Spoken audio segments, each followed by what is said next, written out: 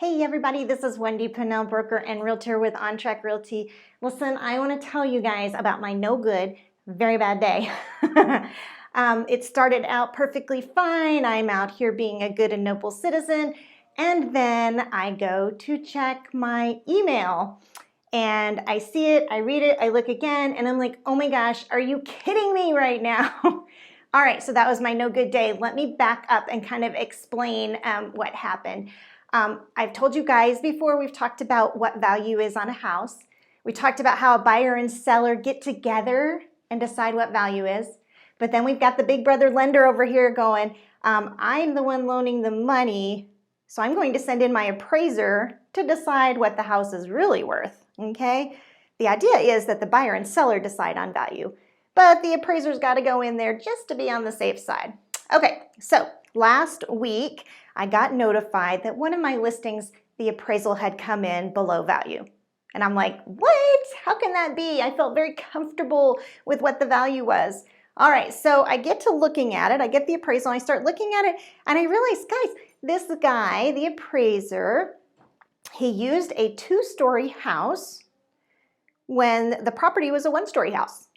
Now, I know another thing I've told you guys a lot is that when we're comparing to find value, we need a house that's as similar as possible. It needs to be similar in age, location, and construction, meaning we would never compare a 2-story house to a 1-story house, okay? Another thing I noticed about the comparable that this appraiser used, that same house was like really low, priced by the square foot. I'm like, what is going on here? Because that was the sale that was causing my appraisal to come in low. So I called that listing agent and I said, dude, your house sold at like $79 a square foot. What's the deal? What's the deal? Does it need repairs? And he goes, now listen, the buyer and the seller knew each other, and this was all the buyer could afford, and the seller was agreeable to it. Okay, so what we call that is a non-arm's length transaction. In an arm's length transaction, the seller wants to get as much as he can, the buyer wants to get the lowest price he can, and they come together. That's what value is, okay? So in this situation, the appraiser is using a 2-story home to compare to a 1-story home, and it's not an arm's length transaction. So I'm like, hey, this is no big deal. Let me just email the appraiser and do a little reconsideration of value request. I've done these a lot. I'm usually successful, no big deal. So I submit that. And then we kind of wait around. And then my no good, very bad day starts. I get the email and it says that the appraiser has reconsidered my request and now he's lowered the value again. And I'm looking at it and I'm like, what? How is that possible? So I start looking at it, and the guy, man, he's apparently got an ego about this high, and he was mad that I asked him to reconsider the value. All right, so what did he do? He kept the low one in there that was a 2-story compared to a 1-story. He took out the highest one there was and put in another low one. Ending up, the value goes down. Okay, so we're stuck, and let me tell you something else. You guys know there's different kinds of loans, right? This particular loan was called an FHA loan.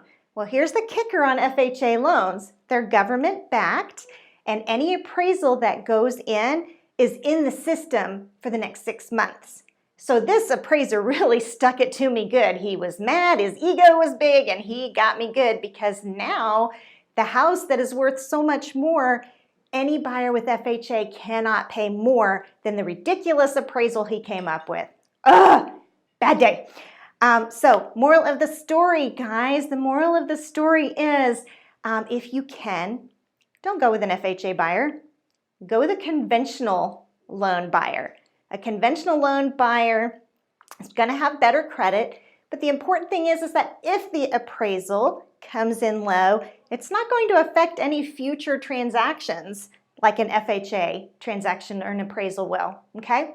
Another thing to consider when you're looking at an offer, if you have multiple offers, which in this market we don't have as much now, but if you have multiple offers, you want to look with the buyer that has as much cash as possible, okay? So if they're putting a small amount down and you have a choice, go with the buyer that has the higher price down. Why is that? Because If the appraisal comes in low, you know you've got a buyer that has cash that can make up the difference. All right, guys, my no good, very bad day. Hopefully we've all learned something from it. All right, guys, I will talk to you later.